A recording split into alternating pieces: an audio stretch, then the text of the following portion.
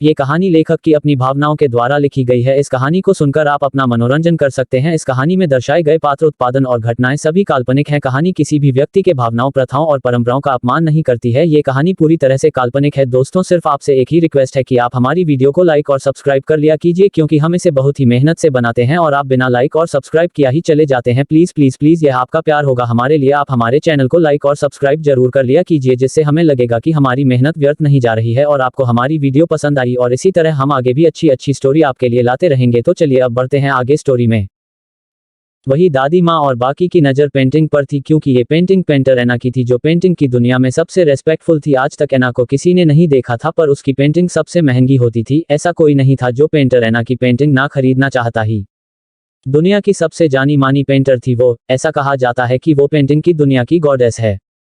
इस पेंटिंग की कीमत बहुत ज्यादा हाई होगा। दादी माँ को पेंटर एना की पेंटिंग बहुत पसंद थी, इसलिए वो खुश थी। उन्होंने ईशानी की सिर पर प्यार से हाथ फेरा। सच में उनकी पोता बहू कितनी प्यारी और थॉटफुल है। दादाजी को भी ईशानी ने कुछ मेडिसिन दी थी उनकी हेल्थ के लिए, और एक चेस सेट भी, क्योंकि उन्हें चेस खेलना बहुत पसंद था। जब भी वक्त मिलता था वो हमेशा अपने दोस्तों के साथ चेस खेलते थे। उस चेस सेट को देखकर उनकी आंखों में चमक आ गई। ये वही चेस सेट था जो इंटरनेशनल लेवल पर ऑक्शन में बेचा गया था, और इसे इंटरनेशनल चेस प्लेयर निकोलस ने खरीद लिया था। कोई भी ट्राई करने पर भी उसने किसी को भी इसे बेचा नहीं था। नरेंद्र जी ने भी इसे खरीदने की कोशिश की थी, पर तब तो निकोलस ने मना कर दिया था। तो ईशानी ने इस चेस सेट को कैसे ले लिया? बाकी सब भी वही सोच रहे थे, क्योंकि इस चेस सेट के बारे में घर में सबको पता था, क्योंकि तब नरेंद्र जी ने इस चेस सेट के बारे में सबको बताया था, और बहुत कोशिश करने के बाद भी इसे निकोलस से नहीं ले पाए। सब ने एक दूसरे की तरफ देखा। तभी दादाजी ने पूछा, बेटा ये चेस सेट आप कैसे ले आए? ये तो निकोलस के पास था ना, आपने उस घमंडी से इसे कैसे ले लिए? बाकी सब भी जानना चाहते थे, इसलिए ईशानी को देखने लगे। ईशानी कुछ बोलने ही वाली थी कि तभी जैकी, जो ईशानी की डर से चुप हो गया था, वो फटाक से बोला, आप इस चेस सेट के बारे में बात कर रहे हैं? ये तो वो गधा निकोलस बोस से 6 बार चेस में हार गया, इसलिए मैम को इस चेस को उसने दिया था। बहुत अजीब पागल आदमी था। बोस के मना करने के बाद भी उसने इसे मैम को दे दिया। फिर पागलों की तरह बोस को अपनी बनने के लिए कहकर गिड़गिड़ाने लगा, पर बोस ने तो उसे अपना स्टूडेंट बनाने से मना ही कर दिया। ऐसे भी मेरे बोस बहुत बिजी रहती है, उनके पास टाइम कहाँ है जो वो उस चिलगोजे को चेस सिखाते। इतना बोलकर वो चुप हो गया। उसने तो अब तक ईशानी को देखा ही नहीं था। जब उसने अपनी बोस को देखा तो फिर से सिर झुका लिया और मन ही मन बोला, मैंने फिर से गलती कर दी, अब तो बोस मुझे बिल्कुल नहीं छोड़ने वाले। वही ईशानी को तो गुस्सा आ रहा था। उसे अफसोस हो रहा था कि उसने जैकी को अपने साथ क्यों आने दिया। ये तो एक पल भी चुप नहीं रह सकता। जैकी की वजह से अब उसकी सिर दर्द करने लगा था।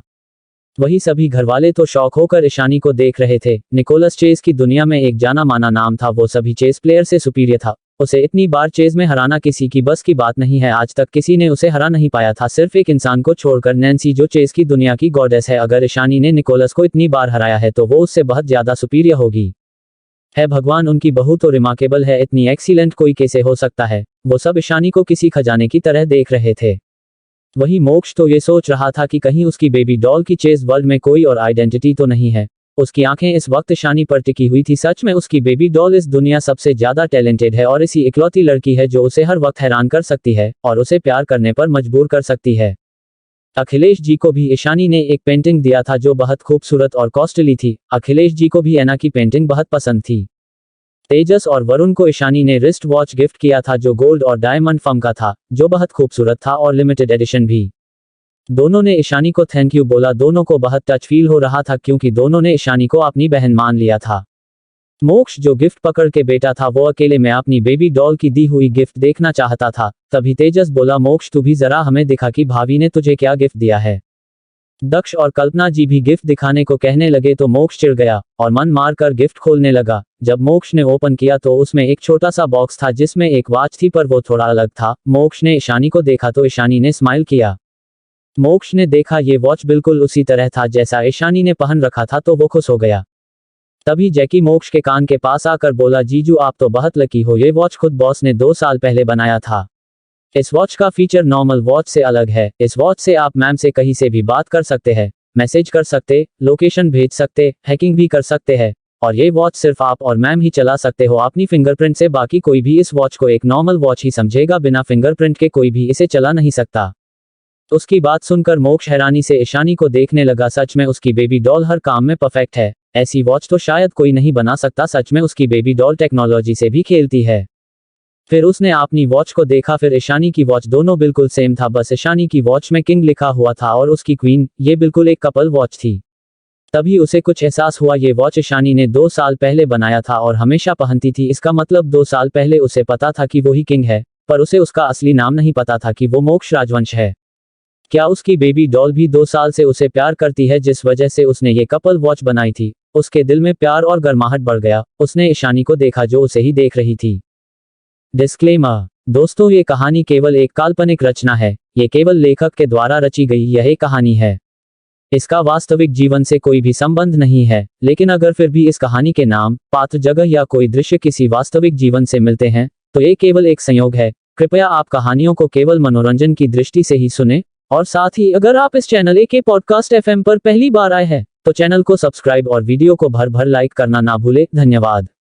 एपिसोड 51। मोक्ष ने जब देखा ईशानी उसे ही देख रही है, तो उसने एक छोटी सी स्माइल के साथ ईशानी को अपने हाथ में पकड़ा। वॉच ईशानी देते हुए बोला, बेबी डॉल तुम खुद ही अपनी हाथों से मुझे ये वॉच पहना दो। इतना कहकर उसने अपने हाथ में पहले से पहना हुआ वॉच को रिमूव कर दिया। सबकी आंखें हैरानी से फैल गई, ये मोक्ष ही है ना? ये इतना बेशर्म कब से हो गया कि सबके सामने ऐसे अपना प्यार का शो ऑफ कर रहा है? सबके मन में बस यही चल रहा था। ईशानी ने पहले तो उसे घूर कर देखा, पर फिर जब उसने मोक्ष का प्यार भरा एक्सप्रेशन देखा तो उसने बिना कुछ बोले उसे वॉच पहनाने लगी। वो वॉच मोक्ष के हाथ में बहुत क्लासिक लग रहा था, बिल्कुल परफेक्ट था। जैसे ही ईशानी ने उसे वॉच पहना दिया, तभी मोक्ष ने थोड़ा झुकते हुए उसकी कान में बोला, क्या तुम्हें मेरा साइज पता था? वैसे सिर्फ हाथ की ही, तुम्हें मेरा पूरा साइज पता होना चाहिए। इतना कहकर मोक्ष ईशानी से दूर हो गया। वही उसकी बात सुनकर ईशानी को ऐसा महसूस हो रहा था जैसे उसकी कान और गाल जल रहा हो। ईशानी की ऐसी हालत देखकर मोक्ष को हंसी आ रही थी। ईशानी इस वक्त लाल सेब की तरह लग रही थी, जिसे अभी मोक्ष खा जाना चाहता था। क्या हुआ भाई, आपकी गाल इतने लाल क्यों है? इतना कहकर नव्या ईशानी की गाल को छूने लगी। उसकी बात सुनकर ईशानी को और भी ज्यादा शर्म आने लगी। सब समझ गए कि जरूर मोक्ष ने ही ईशानी को कुछ कहा है, जिस वजह से शर्म से उसकी ये हालत है। पर सबको ईशानी और मोक्ष का ये टीजिंग भरा इंटरेक्शन और प्यार देखकर बहुत अच्छा लग रहा था। उन्होंने ने कभी नहीं सोचा था कि मोक्ष इतना रोमांटिक हो सकता है, क्योंकि मोक्ष हमेशा लड़कियों को दूर रहता था। अगर कोई लड़की जानबूझकर उसके करीब आने की कोशिश करती थी तो मोक्ष उसे दुनिया से गायब करने से पहले एक बार भी नहीं सोचता था। उसकी इस डेविल अवतार को देखकर सबको डर था कि कहीं मोक्ष को जिंदगी भर कोई लड़की पसंद ना आए और वो कुंवारा ही ना रह जाए। पर ईशानी के साथ मोक्ष का बर्ताव देखकर सबको थोड़ी राहत मिली। कम से कम अब तो उन्हें मोक्ष की शादी और बच्चे देखने को मिलेंगे। वहीं दूसरी तरफ मेहरा मैंशन के आगे आकर एक टैक्सी रुकी और उसमें से 4 लड़कियां बाहर आए। फाइनली हम पहुंच गए, चलो हमें देखकर तो क्यूटी सरप्राइज हो जाएगी, एक लड़की ने कहा। तो दूसरी लड़की ने उसके सिर पर तपली मारकर बोली, हम तो सरप्राइज दे देंगे, पर इस चक्कर में कहीं हम उसकी गुस्से की ज्वाला को ना भड़का दे। रितिका, जब उसे पता चलेगा कि हम किसी को बिना बताए छुपकर यहाँ आए हैं तो वो जरूर गुस्सा होगी। उसकी बात सुनकर साइड में खड़ी लड़की बोली, हाँ ये तो तू सही कह रही है काव्या, भले ही वो हमारी दोस्त है, पर हमारे दादाजी भी उससे डरते हैं, जरूर हिटलर बन जाएगी हम सबको देखकर। ये चारों कौन है आपको तो पता चल ही गया होगा, ये ईशानी की चारों दोस्त नंदिनी, रितिका, काव्या और अनुजा है, जो ईशानी को सरप्राइज देने के लिए छुपकर यहाँ आ गए हैं। चारों अपने हाथों में बैग लिए गेट के पास चले गए। जब गॉड ने चारों लड़कियों को देखा तो उन्हें पायलटली पूछा, आपको किससे मिलना है? ईशानी से, इशू से, क्यूटी से, ईशा से। चारों से एक साथ कहा पर अलग तरीके से, इसलिए गॉड कंफ्यूज हो गया। चारों ने एक दूसरे को देखा, फिर काव्या बोली, हमें ईशानी से मिलना है, हम सब उसकी दोस्त है। जब गॉड ने सुना कि ये सब ईशानी मैम के दोस्त है तो गॉड ने तुरंत उन्हें अंदर आने दिया, क्योंकि रविकांत जी और ईशानी ने उन्हें स्ट्रिक्टली कहा था कि अगर कोई ईशानी से मिलने आए तो उन्हें मत रोकना। चारों अंदर चले गए। हॉल में इस वक्त सुकेत जी को छोड़कर बाकी सब मौजूद थे। समीर भी आज घर में था, शाम को इम्पोर्टेंट मीटिंग थी सिटी से बाहर, इसलिए ऑफिस ना जाकर उसने घर से ही ऑनलाइन काम कर रहा था। जैसे ही चारों हॉल में पहुंचे तो सब उन्हें देखने लगे। उन्हें कोई भी नहीं जानता था, सब कंफ्यूजन से उन चारों को देख रहे थे। तभी बटलर आकर समीर और बाकी सबको देखकर बोला, सर ये ईशानी मैम के फ्रेंड है, उनसे मिलने आए हैं। उसकी बात सुनकर सबने अपना सिर हाँ में हिला दिया। तभी दादाजी और दादी माँ हॉल में आए तो चारों उन्हें देखकर खुश हो गए। दादाजी और दादी माँ भी ईशानी की चारों दोस्त को देखकर खुश हो गए। नंदिनी, रितिका, काव्या, अनुजा बारी बारी से जाकर दादाजी और दादी माँ के पैर छू लिया। अक्सर वीडियो कॉल में उन्होंने एक दूसरे को देखा था, इसलिए पहले से सब दादा दादी को जानते थे। बच्चों तुम सब आ रहे हो तो हमें बताया क्यों नहीं? ना ही ईशानी ने हमें बताया, दादाजी ने उन सबको देखकर प्यार से पूछा। तो रितिका बोली, अरे दादाजी, हम तो ईशानी को सरप्राइज देने के लिए आए हैं, उसे तो पता ही नहीं कि हम सब आने वाले हैं। उसकी बात सुनकर दादाजी और दादी माँ को हंसी आ गई। वही बाकी सभी घर वाले बस उन्हें देख रहे थे, किसी को उनके बारे में कुछ नहीं पता था, इसलिए सब चुप थे। वही प्रिया गुस्से से जल रही थी। ये ईशानी क्या कम थी कि अब उसकी दोस्त भी यहाँ आ गए। तभी आरती जी बोली, माँ पापा क्या आप इन सब को जानते हैं? ये सब ईशानी की दोस्त है। हाँ, ये चारों ईशानी की दोस्त है और हमारी पोती जैसी है। दादाजी की बात सुनकर प्रिया की मुठ्ठियां कस गई। दादाजी उसे कचरा की तरह देखते हैं, पर अब ईशानी की फ्रेंड को प्यारी पोती कह रहे हैं। क्या ईशानी की फ्रेंड भी उससे अच्छे है? तभी नंदिनी बोली, वैसे दादाजी इशू कहाँ है? आप उसका कमरा दिखा दीजिए, हम उसे सरप्राइज देना चाहते हैं। अरे ईशानी तो बाहर गई है, उसे कुछ काम था, कुछ देर बाद आ जाएगी, तुम सब रेस्ट करो, वो जब आ जाएगी तब जितना चाहे सरप्राइज दे देना। दादी माँ ने हंसते हुए बोली। उन्होंने सर्वेंट को इशारा किया तो सर्वेंट उन सब की बैग्स लेकर गेस्ट रूम में रखने के लिए चले गए। रितिका, नंदिनी, काव्या, अनुजा तीनों वही दादाजी और दादी माँ के साथ जाकर सोफे पर बैठ गए और बातें करने लगे। बाकी सब बस उनकी बातें सुन रहे थे, क्योंकि ज्यादातर बातों में ईशानी की जिक्र था। जब आरती जी को उनके बारे में कुछ कुछ पता चल गया तो आरती जी ने पूछा, वैसे तुम सबने ग्रेजुएशन के बाद क्या करने का सोचा है? और ईशानी, वो तो तुम्हारी दोस्त है, वो कौन सी फील्ड में मास्टर करने वाली है? आरती जी ईशानी के बारे में जानना चाहती थी। पता नहीं क्यों उनका मन हो रहा था ईशानी के बारे में ज्यादा जानने के लिए। बाकी सब भाई भी जानना चाहते थे ईशानी के बारे में, इसलिए वो सब भी सुनने लगे। अभी कोई कुछ कहता कि उससे पहले ही प्रिया, जिसे ये सब बर्दाश्त नहीं हो रही थी, उसने फेक स्माइल करके आरती जी की तरफ देखते हुए बोली, मोम आप भी कैसी सवाल कर रही है? ईशानी डॉक्टर है तो उसी फील्ड में पढ़ा होगा। फिर रितिका, नंदिनी, काव्या और अनुजा की तरफ देखकर कहा, आप सब ईशानी की दोस्त है ना? मैं उसकी बहन हूँ, मुझे पता है ईशानी पहले पढ़ाई में अच्छी नहीं थी, शायद उसने बहुत मुश्किल से ये स्किल हासिल करके डॉक्टर ईशा बनी होगी। वैसे जब ईशानी पहले इस घर में आई थी तब तो उसकी कोई दोस्त नहीं थी, लगता है तुम सब उसकी यहाँ से जाने के बाद दोस्त बने हो। फिर थोड़ा मायूस होते हुए बोली, पहले ईशानी अनाथ आश्रम में रहती थी, इसलिए जब वो यहाँ आई तो वो एडजस्ट नहीं कर पाती थी। उसने इतना बड़ा घर कभी देखा नहीं होगा ना, और अब भी शायद उसे इतनी बड़े घर की आदत नहीं हुई है, इसलिए वो ज्यादातर बाहर ही रहती है। मुझे खुशी है कि आप सब ईशानी के दोस्त हैं और उनके साथ थे, नहीं तो शायद वो पहले की तरह ही अकेली रह जाती।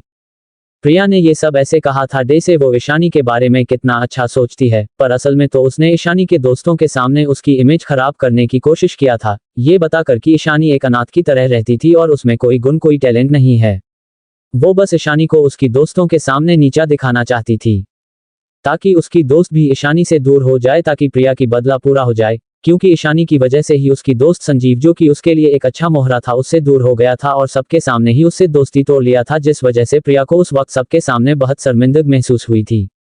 वो ये सोचकर खुश हो रही थी कि उसने ईशानी की दोस्तों के सामने उसकी इमेज खराब कर दिया है। तभी नंदिनी, जो प्रिया की मुंह से ईशानी के लिए इतनी सारी बकवास सुनकर अब तक गुस्से से आग बबूला हो गई थी, वही बाकी तीनों को भी यही हाल था। रितिका, काव्या, अनुजा भी प्रिया को गुस्से से घूर रहे थे। आरती जी और चारों भाइयों को भी प्रिया की बातें बिल्कुल पसंद नहीं आई थी। कोई कुछ बोलता उससे पहले ही नंदिनी गुस्से से बोली, तुम होती कौन हो मेरी इशू के बारे में ये सब बोलने वाली? और हाँ, फॉर योर काइंड इन्फॉर्मेशन, मेरी इशू हर एक फील्ड में टॉप पर, उसके पास सिर्फ मेडिकल स्किल ही नहीं, वो हर स्किल में माहिर है। वो इतनी इंटेलिजेंट है कि उनसे आधे टाइम में ही ग्रेजुएशन कंप्लीट कर लिया था, और उसने बिजनेस एडमिनिस्ट्रेशन में भी मास्टर किया था, और उसने इस पूरे इंडिया में टॉप किया था, जिसे तुम जैसे बेकार लड़कियां कभी अचीव ही नहीं कर सकती। तभी रितिका ने गुस्से में बोला, अगर वो चाहे तो एक सेकंड में पूरे बिजनेस वर्ल्ड को आपने घुटने पर लाने की ताकत रखती है। ओके, और तुम क्या ये इस घर के लिए इतनी प्राउड फील कर रही हो? और तुम्हारी हिम्मत कैसे हुई मेरी क्यूटी को नीचा दिखाने की? अनुजा भी उन दोनों की साथ देते हुए बोली, तुम जो कोई भी, मुझे फर्क नहीं पड़ता, शायद सबको बुरा लग सकता है, पर मेरी ईशानी की पेंट हाउस भी इस मैंशन से बड़ा है, और तुम कह रही हो उसे बड़े घर की आदत नहीं है। इसी हजारों मैंशन भी वो चुटकियों में खरीद सकती। वो गुस्से में आगे कुछ बोलती, उससे पहले ही काव्या ने उसे रोक दिया। बस करो और कुछ मत बोलो, तुम सब चुप रहो। फिर दादाजी और दादी माँ की तरफ देखकर बोली, सॉरी दादाजी, दादी माँ, ये तीनों ईशानी से बहुत प्यार करते हैं, ईशानी खिलाफ एक शब्द भी ये नहीं सुन सकते, इसलिए इन्होंने इतना कुछ बोल दिया। उसकी बात सुनकर और दादा दादी को देखकर रितिका, नंदिनी और अनुजा भी चुप हो गए। वही घर वालों को तो यकीन ही नहीं हो रहा था कि ईशानी इतनी टैलेंटेड है और बिजनेस वर्ल्ड को झुका सके, ऐसी कौन सी आइडेंटिटी है ईशानी की, बस इस बारे में सोच रहे थे। वही प्रिया को अपनी इतनी बेइज्जती होता हुआ देख गुस्सा आ रहा था। प्रिया से जब अपनी बेइज्जती और बर्दाश्त नहीं हुई तो वो अपनी आंखों झूठी आंसू लाते हुए बोली, मैं तो बस ईशानी की भलाई के बारे में ही सोचकर बोल रही थी, मुझसे गलती हो गई मोमेंट भाई। इतना कहकर वो आरती जी और अपने भाइयों की तरफ देखने लगी कि शायद वो उसकी फेवर में कुछ कहेंगे या फिर ईशानी की दोस्तों के ऊपर गुस्सा करेंगे, पर ऐसा कुछ नहीं हुआ। ना तो उसकी मोम ने उनको कुछ कहा और ना ही उसकी भाइयों ने, जिस वजह से उसे बहुत बड़ा शौक लगा था। आज तक उसके भाइयों को उसके खिलाफ एक भी शब्द बर्दाश्त नहीं होता था। अगर उसकी आंखों में एक आंसू आ जाए तो उसे आंसू देने वाले के साथ वो लड़ जाते थे। पर आज ईशानी की इन दो कौड़ी की दोस्तों ने उसे इतना सब कुछ सुना दिया, फिर भी उसके भाई और मोम ने उन्हें कुछ नहीं बोला। क्यों ये सब क्यों हो रहा है? क्या अब वो उनकी प्यारी प्रिंसेस और बेटी नहीं है? क्यों सब कुछ इतना बदल रहा है? क्यों उसके घर वाले अब ईशानी से अच्छा बर्ताव करने लगे हैं? उसे कुछ समझ नहीं आ रहा था। गुस्से उसकी मुठ्ठियां कस गई थी, उसकी नाखून उसकी स्किन में चुभ रही थी, पर वो तो अपने गुस्से और नफरत में इस कदर डूबी हुई थी कि उसे कुछ समझ ही नहीं आ रहा था और ना ही दर्द हो रहा था। तभी बाहर गाड़ियां रुकने की आवाज आई तो दादाजी बोले, लगता है ईशानी वापस आ गई है। वहीं बाहर गाड़ी में मोक्ष ईशानी की उंगलियों से खेल रहा था। वो नहीं चाहता था ईशानी उससे दूर जाए, वो ऐसे ही ईशानी को अपने बाहों में समेट कर रखना चाहता था। मुझे जाने दो और तुम भी जाओ, ईशानी ने मोक्ष के बलों को सहलाते हुए बोली। उसकी बात सुनकर ना चाहते हुए भी मोक्ष ने ईशानी को छोड़ा और बोला, कल तुम ऑफिस जल्दी आ जाना, तुमसे दूर रहना मेरे लिए किसी मौत की सजा से कम नहीं है बेबी डॉल। ईशानी ने एक स्माइल पास की और अपना सिर हिलाकर कार से बाहर चली गई। मोक्ष कार से बाहर नहीं आया था। ईशानी के वहां से जाते ही उसकी कार भी वहां से बाहर निकल गई। गेट के बाहर 3 बॉडीगार्ड्स की कार खड़ी थी, क्योंकि वो गेट के अंदर नहीं गए थे। वही जैकी भी विला चला गया था और राजवंश फैमिली के तरफ से जितना भी गिफ्ट ईशानी को मिला था, ईशानी ने जैकी के हाथों अपने पर्सनल विला भिजवा दिया था, क्योंकि वो इस वक्त किसी के सवाल का जवाब नहीं देना चाहती थी। वही हॉल में ईशानी आ गई है सुनकर काव्या, रितिका, अनुजा, नंदिनी चारों जाकर यहाँ वहां छुप गए। वही सभी घरवाले उनकी हरकतें देख रहे थे, किसी को कुछ समझ नहीं आ रहा था। तभी जैसे ही ईशानी हॉल में अंदर आई तो किसी ने पीछे से उसकी आंखों पर हाथ रख दिया। ये कोई और नहीं रितिका थी। वही बाकी तीनों भी आकर उसके सामने खड़े हो गए, पर ईशानी बिल्कुल चुपचाप खड़ी थी, जैसे कि उसे पता हो कि ये किसकी हरकतें हैं। चारों ने एक दूसरे को इशारा किया तो रितिका ने ईशानी की आंखों से अपनी हाथ हटा लिए, तो नंदिनी, काव्या, अनुजा ने ईशानी को गले लगा लिया। वही रितिका ने भी पीछे से ईशानी को गले लगा लिया। वही ईशानी उन चारों को ऐसे देख रही थी जैसे कोई माँ अपनी बिगड़ेल नादान बच्चे को देखता है। तभी रितिका उससे अलग होकर उसके सामने आकर मुंह फूला कर बोली, क्यूटी तू इतनी चुप क्यों है? क्या हम सबको देखकर तुझे शौक नहीं लगा? तू इतने रिलैक्स क्यों नजर आ रही है? तुझे तो हम सबको देखकर सरप्राइज और एक्साइटेड होना चाहिए था, पर यहाँ तो हम खुद ही सरप्राइज देने के बाद एक्साइटेड और शॉक हो गए हैं। इतना कहकर वो सबको देखने लगी। हाँ, एटलीस्ट तुझे हम सबको देखकर झूठ मूठ का ही सही, पर सरप्राइज तो हो जाना चाहिए था ना। हम कितने मेहनत से और सबसे छुपकर तुझे यहाँ सरप्राइज देने आए थे, पर यहाँ तू है कि हमें देखने के बाद भी तेरे चेहरे पर कोई एक्सप्रेशन नहीं है। नंदिनी ने भी अपना मुंह बनाते हुए बोला, यार हमारा पूरा प्लान खराब हो गया। ये तो सरप्राइज नहीं हुई, उल्टा हम ही इसकी एक्सप्रेशन से सरप्राइज हो गए। अनुजा ने भी नंदिनी और रितिका की साथ देते हुए बोली। तभी काव्या कुछ सोचते हुए अपनी आंखें बड़ी करते हुए बोली, इसका मतलब तुझे पता था कि हम सब यहाँ आने वाले हैं? उसकी बात सुनकर ईशानी ने एक तिरछी स्माइल करके बोली, स्मार्ट गर्ल, क्या तुम्हें इतनी देर से समझ आया? ईशानी की बात सुनकर सब शॉक हो गए। फिर सब ने एक दूसरे की तरफ देखकर अपना सिर हिला दिया। उन्हें पता था उनकी ये डेविल दोस्त की नजर से कुछ नहीं छुपता, उसकी नजर हर पल उनके ऊपर ही बनी हुई। ये तो वो लोग ही है जिन्हें याद नहीं था कि उनकी दोस्त क्या क्या कर सकती है। तभी ईशानी थोड़ी नाराज अंदाज में बोली, तुम सबको ऐसे बिना किसी को बताए आने की क्या जरूरत थी? क्या तुम लोग भूल गए हो कि हमारे कितने दुश्मन हैं? उसकी बात सुनकर रितिका ने अपना मुंह बनाते हुए बोली, बस अब अपनी लेक्चर देना शुरू मत कर दियो मेरी क्यूटी हिटलर। हम बहुत केयरफुल थे आते वक्त, ऐसे भी जब तक तुम हो तब तक भला कोई हम लोगों का क्या ही बिगाड़ सकता है। तुम्हारी नाम सुनकर ही अब डर कर भाग जाएंगे, इसलिए इतना परेशान होने की जरूरत नहीं है। ऐसे भी तुम यहाँ अकेले घूम रहे हो और हम वहाँ दिल्ली में हम अच्छा नहीं लग रहा था, इसलिए हम भी आ गए तुम्हारे साथ मजे करने। अब हम साथ में मस्ती करेंगे। उसकी बात सुनकर सबको हंसी आ गई। ईशानी की होंठों में भी एक छोटी सी स्माइल आ गई। उसे रितिका की इस बच्चों वाली बिहेवियर की आदत थी। रितिका की नेचर ही ऐसी थी कि बुरे से बुरे माहौल में भी वो दूसरों को हंसा देती थी। दादाजी ने सबको बैठने को बोला तो सब बैठ गए। ईशानी भी अपने चेहरे पर सीरियस एक्सप्रेशन लिए उनके पास ही बैठ गई। ईशानी उन सबको देखकर बोली, तुम सब यहाँ कितने दिन रहने वाले हो? उसकी बात सुनकर नंदिनी थोड़ी नाराजगी और गुस्से में बोली, क्यों, क्या तू नहीं चाहती है कि हम सब यहाँ रहे? ईशानी ने उसे घूर कर देख तो उसने आपने मुंह मोड़ लिया, जैसे जताना चाहती हो कि वो ईशानी से बहुत नाराज है। उन दोनों की रिएक्शन को देखकर तभी काव्या बोली, ईशा हम सब आज यहाँ रुकेंगे और कल में रितिका और काव्या घर जाएंगे। सिर्फ नंदिनी यहाँ रहेगी तेरे पास, हम यहाँ आते रहेंगे। परसों हम सब अनुजा के घर जाएंगे क्योंकि उन्होंने सबको आने के लिए बोला है। तभी अनुजा उसकी बात को बीच में काटते हुए बोली, तुमको भी घर जाना है और तुम्हें हमारे साथ चलना ही है। क्योंकि ये डैड की फरमाइश है कि उनकी प्यारी बेटी जल्द से जल्द उनके सामने आए। ईशानी ने बस अपना सिर ना में हिला दिया, क्योंकि वो इन सब के बात मानने के अलावा और कुछ भी नहीं कर सकती थी। तुम सब जाओ, फ्रेश होकर मेरे रूम में आओ, मुझे कुछ इंपॉर्टेंट बात करनी है तुम सबसे। इतना कहकर ईशानी उठ गई। फिर दादाजी दादी माँ को देखकर बोली, आप प्लीज नंदिनी के लिए भी मेरी साइड वाला रूम अरेंज कर दीजिए। ईशानी की बात सुनकर दादाजी ने हाँ में अपना सिर हिलाकर बोले, ठीक है, मैं सर्वेंट को कहकर बच्ची के लिए रूम रेडी करवा देता हूँ। उनकी बात सुनकर ईशानी ऊपर की तरफ चली गई। वही उसकी चारों दोस्त भी फ्रेश होने के लिए गेस्ट रूम में चले गए। इस एपिसोड को समझने के लिए पीछे का एपिसोड जरूर सुनने और इसी तरह की और भी रोमांचक स्टोरी को सुनने के लिए हमारे चैनल एसएस एक्सप्लेनर को लाइक और सब्सक्राइब कर लें। अब एपिसोड में आगे सभी बस उनकी बातें सुन रहे थे। वही अनुजा का ये कहना कि उसकी डैडी चाहते हैं कि उनकी बेटी घर आए, इसका मतलब साफ था कि अनुजा की फैमिली ईशानी को अपनी बेटी मानते हैं। और ईशानी भी चुप थी, इसका मतलब ईशानी भी उन सबको अपनी फैमिली मानती है। ये सोचकर आरती जी, समीर, दर्शित के दिल में एक दर्द हो रहा था। वही रेहान और अयान को भी ये अच्छा नहीं लगा कि कोई और फैमिली ईशानी को अपनी बेटी मानती है, पर वो कुछ कर भी तो नहीं सकते थे ना, क्योंकि ईशानी उन्हें एक नज़र देखती भी नहीं थी, जैसे वो सब उसके लिए कोई अजनबी हो। तभी आरती जी, जिनकी आंखें थोड़ी नम हो गई थी, उन्होंने अपनी भाव छुपाते हुए दादाजी और दादी माँ की तरफ देखकर बोली, माँ पापा क्या ईशानी की दोस्त यहीं से है? उन्होंने ये काव्या की बात सुनकर पूछा था, क्योंकि काव्या और अनुजा घर जाने की बात कर रहे थे। वो भी जानना चाहते थे कि ईशानी की दोस्त किस फैमिली में बिलोंग करती है, ताकि वो एश्योर हो कर सके कि ईशानी किसी गलत संगति में नहीं है। तभी दादाजी उनकी बातों का जवाब देते हुए बोले, हाँ उसकी 3 दोस्त यहीं से है और नंदिनी दिल्ली से है, इसलिए वो यहीं हमारे घर पर रुकने वाली है। उसकी दोस्त काव्या, जिनके पापा अनुपम रायजादा कुछ दिन पहले ही ईशानी को अपने साथ लेने आए थे, काव्या उनकी बेटी है, उनका पूरा नाम काव्या रायजादा है। और जिन्होंने अभी ईशानी को घर ले जाने को बोला था, उनका नाम अनुजा है, वो सहगल फैमिली की बेटी है। देव सहगल की बहन, उनसे आप पहले ही मिल चुके हैं। और रितिका भी यही मुंबई से है और वो आहूजा फैमिली की बेटी है। और नंदिनी सहाय प्रेसिडेंट विश्वंभर सहाय की पोती है, जो ईशानी को अपनी पोती मानते हैं। दादाजी की बात सुनकर सभी का मुंह तो खुला का खुला रह गया। क्या ईशानी की सारी दोस्त इतने अमीर खानदान से है? वो तो इनमें से एक का भी मुकाबला नहीं कर सकते। ये सारी फैमिली तो पैसे और तारक में उनसे कहीं ज्यादा आगे है। अगर देखा जाए तो अगर ये चारों फैमिलीज हाथ मिला के तो इतना पैसा होगा जितना शायद एक देश को चलाने के लिए काफी होगा। ये चारों फैमिलीज अलग अलग फील्ड में टॉप पर, बिजनेस हो या पॉलिटिक्स हो, रुतबा और ओहदे से वो बहुत ज्यादा आगे है। पहले तो आरती जी सोच रहे थे कि शायद ईशानी मेहरा फैमिली की बेटी है, जिस वजह से इन लोगों ने ईशानी से दोस्ती कर लिया है फायदा उठाने के लिए, पर वो भूल गए कि ईशानी ने मेहरा फैमिली से 1 रुपया भी नहीं लिया था जो कोई दूसरा उसकी फायदा उठा सके।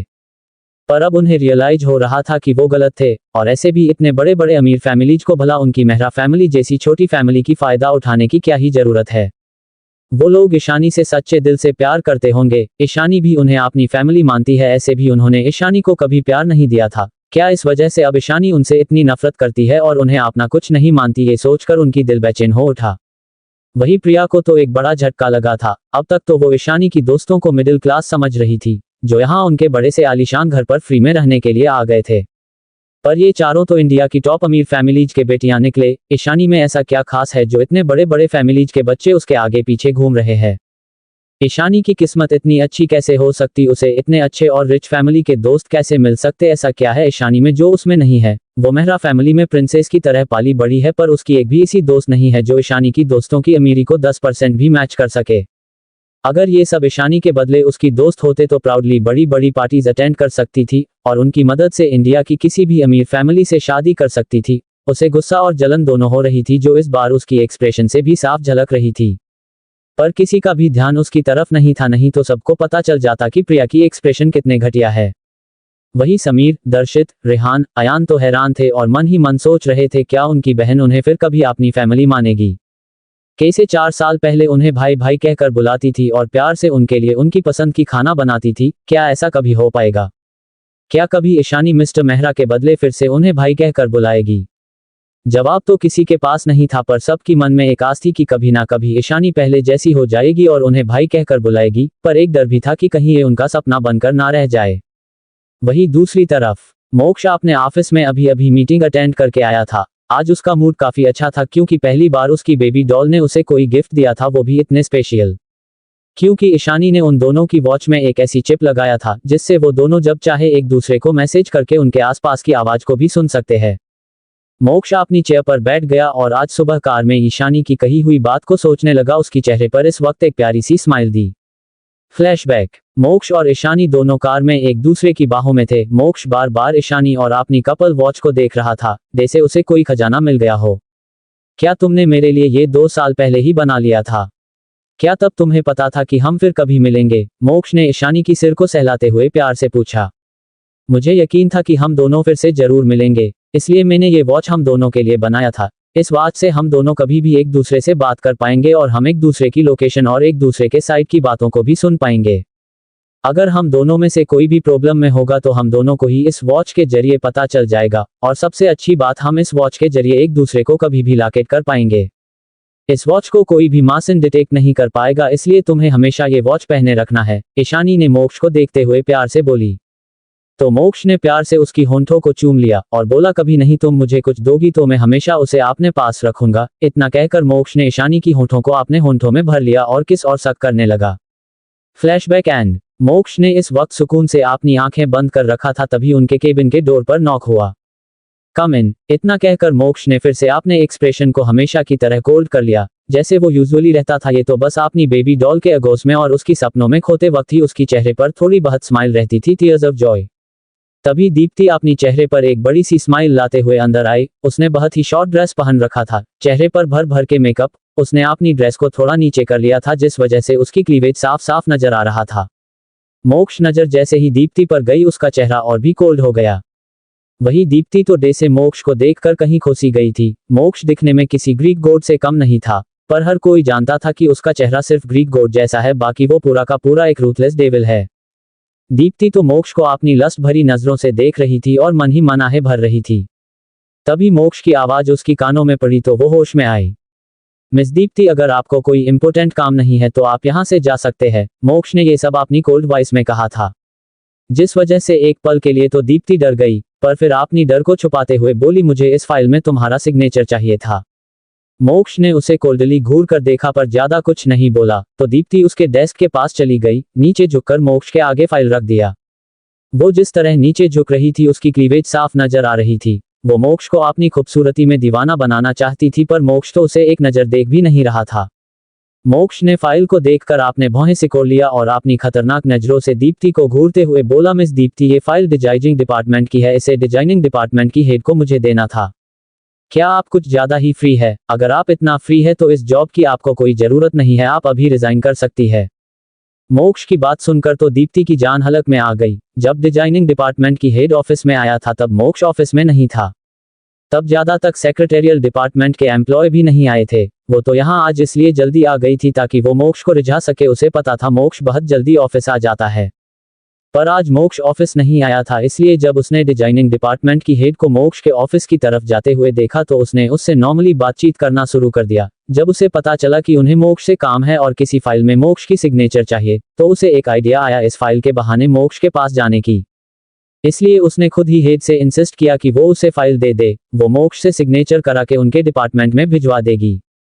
तो वो हेड भी मान गया, क्योंकि अब तक तो ऑफिस में डिप्टी और उसकी नई चमचियों ने ऑफिस में ये बात फैला दिया था कि दीप्ति के फैमिली और राजवंश फैमिली दोस्त है और मोक्ष और दीप्ति की शादी की बात चल रही है।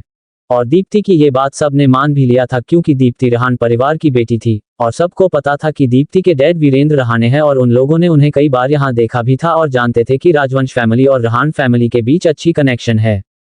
दीप्ति अभी डर रही थी कि कहीं मोक्ष सच ने उसे अभी जॉब से ना निकल दे। अगर ऐसा हुआ तो वो कैसे मोक्ष के करीब जाएगी और कैसे उसे अपना बनाएगी। मोक्ष कोल्डली दीप्ति को देखते हुए बोला, मिस दीप्ति, मेरे केबिन से बाहर जाए। मोक्ष की इतनी सर्द आवाज सुनकर दीप्ति कुछ कहने ही वाली थी कि तभी मोक्ष का फोन रिंग हुआ। जैसे ही मोक्ष की नजर कॉलर आईडी पर गया तो उसकी कोल्ड नजरें अचानक से सॉफ्ट हो गई और उसकी होंठों पर एक छोटी स्माइल आ गई। वही दीप्ति ने जब देखा कि मोक्ष फोन देखकर स्माइल कर रहा है तो वो क्यूरियस हो गई जानने के लिए कि मोक्ष को कौन कॉल कर रहा है। मोक्ष कॉल उठाने जा रहा था, पर जब उसने अभी भी दीप्ति को अपने केबिन में देखा तो उसने गुस्से में अपनी कोल्ड आवाज में बोला, get lost from my cabin. उसकी इतने गुस्से भरी आवाज सुनकर दीप्ति ना चाहते हुए भी बाहर चली गई। उसकी जाने के बाद मोक्ष ने तुरंत कॉल रिसीव कर लिया और बोला, बेबी डॉल। आगे स्टोरी और भी इंटरेस्टिंग है, लेकिन दोस्तों आगे बढ़ने से पहले चैनल को लाइक और सब्सक्राइब कर लो और 200 लाइक का टारगेट पूरा कर दो। और अगर स्टोरी आपको पसंद नहीं आ रही है तो हमें कमेंट करके जरूर बताइए, जिससे ये स्टोरी हम यहीं पर रोक दें और दूसरी नई स्टोरी आपके लिए लेकर आए। चलिए अब आगे स्टोरी में बढ़ते हैं। Story by S explainer. मोक्ष की इतनी सर्द आवाज सुनकर दीप्ति कुछ कहने ही वाली थी कि तभी मोक्ष का फोन रिंग हुआ। जैसे ही मोक्ष की नजर कॉलर आईडी पर गया तो उसकी कोल्ड नजरें अचानक से सॉफ्ट हो गई और उसकी होंठों पर एक छोटी स्माइल आ गई। वही दीप्ति ने जब देखा कि मोक्ष फोन देखकर स्माइल कर रहा है तो वो क्यूरियस हो गई जानने के लिए कि मोक्ष को कौन कॉल कर रहा है। मोक्ष कॉल उठाने जा रहा था पर जब उसने अभी भी दीप्ति को अपने केबिन में देखा तो उसने गुस्से में अपनी कोल्ड आवाज में बोला, get lost from my cabin. उसकी इतने गुस्से भरी आवाज सुनकर दीप्ति ना चाहते हुए भी बाहर चली गई। उसकी जाने के बाद मोक्ष ने तुरंत कॉल रिसीव कर लिया और बोला, बेबी डॉल। वहीं ईशानी जो इस वक्त अपने लैपटॉप के सामने बैठी थी, मोक्ष की इतनी गहरी आवाज सुनकर एक पल लिए उसके आवाज में खो गई। फिर अपने सेंस में वापस आकर बोली, नकुल ऑफिस जा रहा है, उसे प्रोजेक्ट रिलेटेड फाइल दे देना। क्या बस तुम्हें इतना ही कहना था क्या और कुछ नहीं कहना? मोक्ष ने थोड़ा नाराजगी से बोला। उसे तो लगा था उसकी बेबी डॉल उसे मिस कर रही है जिस वजह से उसने उसे कॉल किया है, पर उसकी बेबी डॉल ने तो उसका मूड ही बिगाड़ दिया। मोक्ष की नाराजगी भरी आवाज सुन ईशानी हल्की से स्माइल करते हुए बोली, हाँ वैसे तुम्हें क्या लगा मैं क्या कहने वाली हूँ? ईशानी की स्वीट वॉइस और हंसी सुनकर मोक्ष खो गया। वो भूल गया कि वो नाराज था। फिर कुछ सोचकर स्माइल करके हंसकी वॉइस में बोला, क्यों ना आज तुम और मैं एक साथ रात बिताए बेबी डॉल। में तो रात भर तुम्हारे होंठों का रस पीना चाहता हूँ और तुम्हारी मीठी सिसकियों की आवाज सुनना चाहता हूँ। क्या कहती हो तुम, क्या आज हम दोनों? इतना कहकर वो रुक गया और उसकी होंठों पर इस वक्त एक तिरछी स्माइल थी। वही ईशानी तो उसकी बात कर शर्म से लाल हो रही थी। मोक्ष की हंसकी वॉइस और बेशर्मी भरी बातें सुनकर ईशानी को ऐसा लग रहा था जैसे मोक्ष ये सब फोन पर नहीं बल्कि उसके कान के पास कह रहा है। इस वक्त ईशानी तो कुछ बोल ही नहीं पा रही थी। ईशानी को खामोश देख इधर मोक्ष की स्माइल और भी बड़ी हो गई। क्या मेरी बेबी डॉल को शर्म आ रही है? मुझे तो लगा था मेरी बेबी डॉल सिर्फ शेरनी की तरह झपटा मार कर सीकर कर सकती है। इतना कहकर मोक्ष हंसने लगा। उसे ऐसे हंसता देख ईशानी को मोक्ष पर थोड़ा गुस्सा आ गया और वो नाराजगी और शर्म से बोली, मैं बिजी हूं, मैं फोन रख रही हूं। इतना कहकर ईशानी ने फोन डिस्कनेक्ट कर दिया और अपनी चेस्ट पर हाथ रखकर जोर जोर से सांस लेने लगी। जब भी वो मोक्ष से बात करती थी या फिर उसके पास होती थी तो उसकी दिल तेजी से धड़कता था। वही ईशानी के फोन काटने के बाद मोक्ष अपनी फोन को देखकर हंस रहा था। वो इस वक्त ईशानी की शर्म से लाल चेहरे को इमेजिन कर रहा था। अगर इस वक्त कोई मोक्ष को देख लेता तो उसके चाम में खुद को खोने से नहीं रोक पाता। मोक्ष की स्माइल उसकी ग्रीक गॉड पर्सनैलिटी को और भी डैशिंग बना रहा था। इस वक्त मोक्ष को देखकर कोई कह ही नहीं सकता कि ये वही मोक्ष है जिसे पूरा दुनिया वाले डेविल और ना जाने किस किस नाम से बुलाते हैं। वही दूसरी तरफ ईशानी के रूम में उसके चारों दोस्त ईशानी को घेर कर खड़े थे और चारों ईशानी को अपनी घूरती हुई नजरों से देख रहे थे, जैसे ईशानी ने उनके प्रति कितना बड़ा अन्याय किया हो। क्योंकि रितिका ने थोड़ी देर पहले जैकी को कॉल किया था और जैकी ने अपना सीना गर्व से चौड़ा करके प्राउड के साथ बोल दिया था कि अब ईशानी बोस की जिंदगी में जीजू आ चुके हैं और वो बहुत ज्यादा हैंडसम और डैशिंग है। और जैकी ने सबको जलाने के लिए बहुत कुछ बड़ा चढ़ाकर बोला था जैसे कि बोस सबसे ज्यादा प्यार मुझसे करते हैं। बोस ने तुम सबको नहीं बताया और मुझे लेकर आपने ससुराल गए थे, वहां पर भी मैं ही नंबर 1 रहूंगा क्योंकि बोस मुझे साथ लेकर गए थे। क्या तू अब भी हम अपनी दोस्त मानती है क्यूटी? रितिका ने मुंह फुलाकर बोली। हाँ इशू, तू किसी के साथ रिलेशनशिप में है और तूने हमें कुछ नहीं बताया, नंदिनी ने भी ईशानी को घूरते हुए बोली। और तू इतना आगे बढ़ गई कि आपने ससुराल चली गई उनसे मिलने, वो भी उस बड़बोले जैकी के साथ। क्या तुझे हम सबको इस बारे में बताना जरूरी नहीं लगा? काव्या ने भी नाराजगी से बोली। हाँ अगर तू पहले बताती तो हम भी जीजा जी से मिल लेते, और तुझे इतनी भी क्या जल्दी थी आपने ससुराल जाने की? हमारे आने तक तो वेट कर लेती, हम भी तेरे साथ जाते। हमें भी तो देखना था ना कि हमारी दोस्त ने किसे पसंद किया है और उसकी फैमिली कैसी है। क्या तू हम सबको अपना नहीं मानती जिस वजह से तूने हम सबको इस बारे में नहीं बताया? अनुजा ने भी सबका साथ देते हुए दुखी होते हुए बोली। वही ईशानी तो उन चारों की कंप्लेन चुपचाप खड़ी होकर सुन रही थी। तभी रितिका बोली, अच्छा ये सब छोड़ क्यूटी, तू पहले मुझे ये बता कि आखिर जीजू है कौन और तुम दोनों कहाँ मिले? तभी काव्या बोली, हाँ ईशा मुझे भी जानना है कि ऐसा कौन है जिसने तेरी दिल जीत लिया और तूने इतने कम टाइम में 2 सालों से जिसे ढूंढ रही थी उसे छोड़कर किसी और से प्यार कर लिया। ऐसे अच्छा भी है, मैं तो पहले से ही कह रही थी तुझे उस इंसान को भूल जाना चाहिए और एक अच्छे बंदे के साथ सेटल हो जाना चाहिए। आखिर मेरी इशू इतनी प्यारी जो है। नंदिनी ने एक प्यारी स्माइल करते हुए बोली। ईशानी सबको चुप कराते हुए बोली, शट अप। उसकी बात सुनकर चारों चुप हो गए और ईशानी की बॉयफ्रेंड के बारे में बोलने की इंतजार करने लगे। तभी ईशानी उन सब पर बॉम्ब गिराते हुए बोली, मोक्ष राजवंश है वो। पहले तो वहां सब सन्नाटा हो गया, फिर तभी तीनों की चिल्लाने की आवाज आई, क्या मोक्ष राजवंश बिजनेस वर्ल्ड का बेताज बादशाह? नंदिनी ने शौक होते हुए बोली। वो एरोगेंट हैंडसम कोल्ड सीईओ जिसे पाने का सपना हर लड़की देखती है। अनुजा ने भी शौक होते हुए पूछा।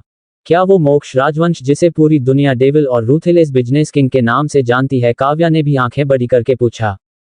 क्या सच में इंडिया की मोस्ट हैंडसम हंग बैचलर मेरे जीजू बनने वाले हैं? वाओ, मैं तो बहुत ज्यादा खुश हूँ, रितिका ने खुशी से उछलते हुए बोली। उनकी इतने जोर से चिल्लाकर सवाल पूछने की वजह से ईशानी की सिर दर्द करने लगा था। तभी काव्या बोली, अच्छा हुआ एटलीस्ट जीजू के साथ तू खुश रहेगी और उस लड़के को भूल जाएगी जिसने तेरी फर्स्ट किस चुराई थी, वरना मुझे तो डाउट था कि कहीं उस इंसान की चक्कर में मेरी प्यारी खूबसूरत दोस्त कुंवारी ना रह जाए। तभी ईशानी ने डेविल स्माइल करते हुए उन सब के ऊपर एक और बॉम्ब गिराते हुए बोली, ये वही तो है क्या? फिर से चारों की चीखने की आवाज आई। क्या आज उनकी ये दोस्त शोक देकर उनको जान से मारना चाहती है क्या? तभी अनुजा सेंस में वापस आकर बोली, मतलब मोक्ष आई मीन जीजू वही इंसान है जिसे तू 2 साल पहले मिली थी? हाँ, ईशानी ने कैसुअली बोली। इसका मतलब जीजू ही वो इंसान है जिन्हें तूने बचाया था उस दिन और जिन्होंने तेरी फर्स्ट किस चुराई थी? हाँ, ईशानी ने फिर से नॉर्मली कहा तो सब और भिन्न शौक और खुश हो गए। ये तो बहुत अच्छा है कि जीजू जल्दी मिल गए, वरना मैं तो तेरे लिए स्वयंवर रखने की बारे में सोच रही थी ताकि तुझे तेरे प्रिंस चार्मिंग मिल जाएं, रितिका ने अपनी दांत दिखाते हुए कहा।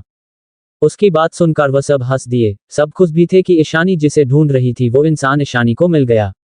हम सबको भी जीजा जी से मिलना है, वरना ये जैकी एक ही बात पर हमेशा हमें चिढ़ाता रहेगा और डींगे हाँकता रहेगा कि जीजू उसका है और जीजू उसे अहमियत देते हैं, और तेरे ससुराल वाले से वो पहले मिला है, नंदिनी ने मुंह बनाते हुए कहा। शाम का वक्त सुकेत जी ऑफिस से आ गए थे। रूम में आरती जी और साकेत जी बात कर रहे थे। आरती जी ने आज जो कुछ भी हुआ और ईशानी की दोस्तों के बारे में सुकेत जी को बता दिया था। दोनों की दिल में एक चुभन सी हो रही थी। आरती जी मायूसी से बोली, जब वो यहाँ आई थी तब अगर हम सब ने उसे अपना लिया होता और उसे थोड़ी सी प्यार दिया होता तो आज वो भी हमारे साथ होती।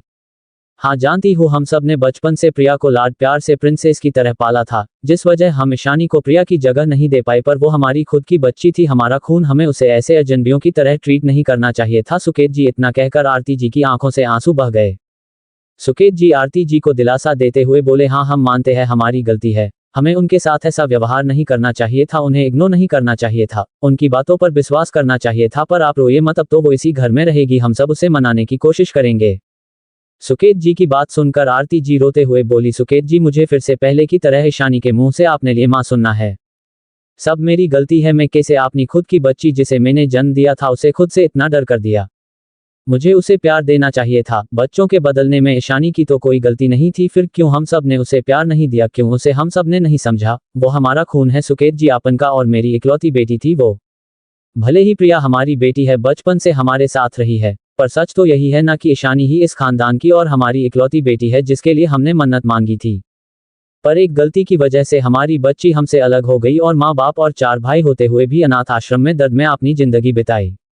और जब वो यहाँ आए हम सबके प्यार के लिए तरसती थी वो, पर हम सब ने उसे कभी प्यार नहीं दिया और हमारी फिर से की गई गलतियों की वजह से हमारी बेटी हमसे आज इतना दूर हो गई कि अब वो हम सबको अपना माँ बाप भाई कुछ नहीं मानती। उसे अब हम सब की प्यार की कोई जरूरत नहीं है सुकेत जी, पर जब वो मुझे किसी अजनबियों की तरह आंखों में नफरत लिए देखती है और माँ के बदले मिसेज मेहरा कहकर बुलाती है तो मेरी दिल में बहुत दर्द होता है। हम सब ने खुद ही अपनी बच्ची को खुद से दूर कर दिया सुकेत जी, अब वो कभी हम सबको अपना नहीं मानेगी। इतना कहकर आरती जी सुकेत जी के कंधे पर सिर रखकर रोने लगी। सुकेत जी का हाल भी कुछ ऐसा ही था। आज पहली बार उनकी आंखों में आंसू थे। आरती जी की सारी बातों में सच्चाई थी। ईशानी उनकी इकलौती बेटी थी जिसे उन्होंने खुद ठुकरा दिया था। उनका दिल जैसे बैठा जा रहा था। कुछ देर बाद सब डाइनिंग हॉल में थे, सिर्फ समीर को छोड़कर, क्योंकि वो सिटी से बाहर मीटिंग के लिए गया था। ईशानी और उसके चारों दोस्त भी वहां आ गए थे। चारों ईशानी को कुछ ना कुछ बोलकर हंस रहे थे। ईशानी की फेस पर भी एक छोटी सी स्माइल थी जिस वजह से वो और भी प्यारी लग रही थी। सभी घर वाले ईशानी को हंसता हुआ देखकर खुश थे, सिर्फ प्रिया को छोड़कर। आरती जी और सुकेत जी भी अपनी आंखों में खुशी और नमी लिए ईशानी को देख रहे थे। आज तक आने के बाद से उन लोगों ने ईशानी को ऐसे खुद होते हुए नहीं देखा था। आगे स्टोरी और भी इंटरेस्टिंग है, लेकिन दोस्तों आगे बढ़ने से पहले चैनल को लाइक और सब्सक्राइब कर लो और 200 लाइक का टारगेट पूरा कर दो। और अगर स्टोरी आपको पसंद नहीं आ रही है तो हमें कमेंट करके जरूर बताइए, जिससे ये स्टोरी हम यहीं पर रोक दें और दूसरी नई स्टोरी आपके लिए लेकर आए। चलिए अब आगे स्टोरी में बढ़ते हैं। Story by SS explainer. खुद ही अपनी बच्ची को खुद से दूर कर दिया सुकेत जी, अब वो कभी हम सबको अपना नहीं मानेगी। इतना कहकर आरती जी सुकेत जी के कंधे पर सिर रखकर रोने लगी। सुकेत जी का हाल भी कुछ ऐसा ही था। आज पहली बार उनकी आंखों में आंसू थे। आरती जी की सारी बातों में सच्चाई थी। ईशानी उनकी इकलौती बेटी थी जिसे उन्होंने खुद ठुकरा दिया था। उनका दिल जैसे बैठा जा रहा था। कुछ देर बाद सब डाइनिंग हॉल में थे, सिर्फ समीर को छोड़कर, क्योंकि वो सिटी से बाहर मीटिंग के लिए गया था। ईशानी और उसके चारों दोस्त भी वहां आ गए थे। चारों ईशानी को कुछ ना कुछ बोलकर हंस रहे थे। ईशानी की फेस पर भी एक छोटी सी स्माइल थी जिस वजह से वो और भी प्यारी लग रही थी। सभी घर वाले ईशानी को हंसता हुआ देखकर खुश थे, सिर्फ प्रिया को छोड़कर। आरती जी और सुकेत जी भी अपनी आंखों में खुशी और नमी लिए ईशानी को देख रहे थे। आज तक आने के बाद से उन लोगों ने ईशानी को ऐसे खुद होते हुए नहीं देखा था। दर्शित, रेहान और अयान की नज़र भी ईशानी पर थी। उसे खुश देखकर उनके चेहरे पर भी एक छोटी सी मुस्कुराहट आ गई थी। प्रिया को तो ऐसा लग रहा था जैसे वो गुस्से के मारे पागल हो जाएगी। ये चारों इतने बड़े घर की बेटियां हैं, फिर रवि इन्हें क्या जरूरत है ऐसे इस दो कौड़ी की ईशानी के आगे पीछे घूमने की। जब उसने अपने मोम, डैड और भाइयों को देखा जो ईशानी की तरफ ही देख रहे थे तो उसे और भी ज्यादा जलन होने लगी। तभी उसे एक आइडिया आया और उसकी होंठों पर शैतानी स्माइल आ गई। उसने अपने भाइयों की तरफ देखकर मासूम सा चेहरा बनाकर बोली, दर्शित भाई, आज मुझे आपके हाथ से खाना है। पास्ट में प्रिया हमेशा ही ऐसे ही ईशानी के सामने अपने भाइयों को खुद को खिलाने के लिए बोलती थी ताकि वो ईशानी को जला सके और उसे उसकी औकात याद दिला सके कि उसे इस घर में कोई भी प्यार नहीं करता है। उसके भाई भी बड़े प्यार से अपने हाथों से उसे खाना खिलाते थे, जिस वजह से ईशानी की आंखों में आंसू आ जाते थे। और ईशानी की आंखों में आंसू और निराशा देखकर उसे बहुत मजा आता था। इस वक्त भी वो यही करना चाहता थी। वो ईशानी को दिखाना चाहती थी कि अब भी वो इस घर की प्रिंसेस और सबकी लाडली है। वो फिर से ईशानी की आंखों में निराशा और आंसू देखना चाहती थी। उसने अपनी तिरछी नजरों से ईशानी को देख जो अब भी अपने दोस्तों की बात का जवाब दे रही थी। उसने तो एक नाज भी उसे नहीं देखा, जैसे प्रिया की बातों से उसे कोई फर्क ही ना पड़ा हो। ईशानी को कुछ भी रिएक्ट ना करता देख उसे और भी ज्यादा गुस्सा आ रहा था। वहीं दर्शित भी ईशानी की तरफ ही देख रहा था। पास्ट में प्रिया हमेशा ऐसे ही ईशानी की आगे चारों भाइयों में से किसी ना किसी को खाना खिलाने को बोलती थी और वो सब भी उसकी बातें मान जाया करते थे और प्रिया को बड़े प्यार से खाना खिलाते थे। हालांकि दर्शित ने सिर्फ एक बार ही प्रिया को खाना खिलाया था, वो भी प्रिया की बार बार कहने के बाद, क्योंकि वो घर में भी ज्यादा मिलता जुलता नहीं था। पर पहले जब भी समीर, रेहान, अयान प्रिया को प्यार से खाना खिलाते थे तब दर्शित ने ईशानी की आंखों में आंसू और हट देखा था। पता नहीं क्यों पर उस वक्त ईशानी की आंखों में आंसू उसे अच्छा नहीं लगता था, जिस वजह से वो प्रिया को अपने हाथों से नहीं खिलाता था। पर वो ईशानी से बात नहीं करता था। उसे लगता था ईशानी बस जेलस है, पर अब उसे फील हो रहा था ईशानी को कितना बुरा लग रहा होगा उस वक्त। पर इस वक्त ईशानी की आंखों में कुछ भी नहीं था, जैसे उसे कोई फर्क ही ना पड़ रहा था। ये देखकर दर्शित को बुरा लगा। उसने प्रिया की तरफ मुड़कर देखा और थोड़ा सख्त आवाज में बोला, प्रिया, अब तुम छोटी बच्ची नहीं हो जो तुम्हें अपने भाई के हाथ से खाना है। इतना कहकर वो अपने पला से खाने लगा। वही प्रिया तो शौक थी दर्शित के ऐसे कहने से। उसके भाई ने ऐसे सबके सामने उसे कैसे मना कर दिया। उसे इस वक्त गुस्सा और शर्मिंदगी महसूस हो रही थी। उसने अपनी मोम, डैड की तरफ देखा जो कुछ नहीं बोल रहे थे, तो उसने रेहान की तरफ देखकर मासूम शकल बनाते हुए बोली, भाई। उसके इतना कहने से ही रेहान समझ गया कि प्रिया क्या चाहती है। उसने निराशा में अपना सिर हिला दिया और हार मानकर प्रिया को अपने हाथों से खिलाने लगा। रेहान को खुद को खिलाने से प्रिया खुश हो गई और घमंड के साथ ईशानी की तरफ देखा, जैसे कहना चाहती हो, देखा मेरे भाई मुझसे कितना प्यार करते हैं। पर ईशानी तो उसकी तरफ देख भी नहीं रही थी। वो तो अभी भी अपनी दोस्तों से बात करते हुए खाना खा रही थी। जब दर्शित ने ईशानी को अभी भी नॉर्मल देखा, फिर उसने प्रिया को देखा जो ईशानी की तरफ देख रही थी। प्रिया को ईशानी की तरफ देखता पाकर दर्शित की भौहें वापस में सिकुड़ गई। क्या प्रिया ईशानी को जलाना चाहती है? उसने सोचा, फिर अपना सिर झटक कर खाना खाने लगा। थोड़ी देर बाद जब सबका खाना ऑलमोस्ट आधा हो गया था, तभी नंदिनी का फोन बजा। जैसे ही उसने कॉलर आईडी देखी तो बिना कुछ सोचे समझे कि वो डाइनिंग टेबल पर है, उसने फोन उठा लिया तो फोन स्क्रीन पर एक हैंडसम फेस दिखा। नंदिनी ने फोन घुमा लिया, फिर उसने देखा कि वो कहाँ है तो वो थोड़ी अक्वार्ड हो गई। तो दादी माँ हंसते हुए बोली, परेशान मत हो बच्ची, तो यही बात कर ले। तो नंदिनी खुश होकर स्क्रीन को अपने तरफ घुमाकर बोली, हेलो भाई। तो उधर से शांत मगर सॉफ्ट आवाज आई, क्या कर रही हो गुड़िया? और मेरी प्रिंसेस क्या कर रही है? उसकी बात सुनकर नंदिनी हंसते हुए अपनी आंखें मटकाती हुई बोली, मैं तो खाना खा रही थी। फिर ईशानी की तरफ फोन की स्क्रीन करते हुए बोली, और ये रही आपकी प्रिंसेस, खुद ही देख लीजिए। ईशानी को देखते ही वो शख्स जो कि नंदिनी का भाई ध्रुव था, वो स्माइल करते हुए बोला, पड़ा सॉरी, सवालों की बारिश कर डाला। प्रिंसेस, तुम वहां ठीक तो हो ना? आप मेरा कॉल क्यों नहीं उठा रहे हो 2 दिन से? क्या आपको आपके इस भाई की याद नहीं आ रही है?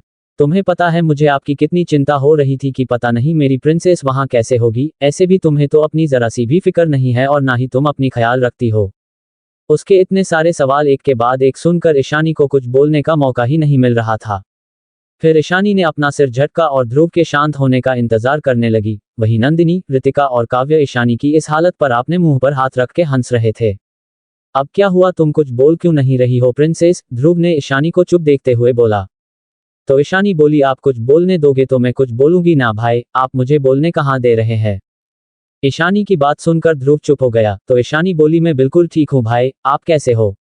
ईशानी ने प्यारी सी स्माइल के साथ पूछा। 4 सालों में सारे भाइयों में से ईशानी ने सबसे ज्यादा वक्त अपने ध्रुव भाई के साथ ही बिताया था, और इस वजह से उसके सारे भाई ध्रुव से जेलस रहते थे और ईशानी से हमेशा फेवरेटिज्म करने की कंप्लेन करते रहते थे, और इस बात से ध्रुव को बहुत ज्यादा मजा आता था। ध्रुव तो ज्यादातर दिल्ली में ही रहता था, जिस वजह से उसे ईशानी के साथ ज्यादा वक्त बिताने को मिल जाता था, क्योंकि बाकी सारे भाई तो मुंबई में ही रहते थे, जिस वजह से उन सबको ईशानी के साथ ज्यादा वक्त रहने को नहीं मिलता था। पर इस वक्त तो ईशानी मुंबई में थी, तो ध्रुव को जेलस फील हो रहा था, क्योंकि अब से ईशानी बाकी भाइयों के साथ ज्यादातर रहने वाली थी।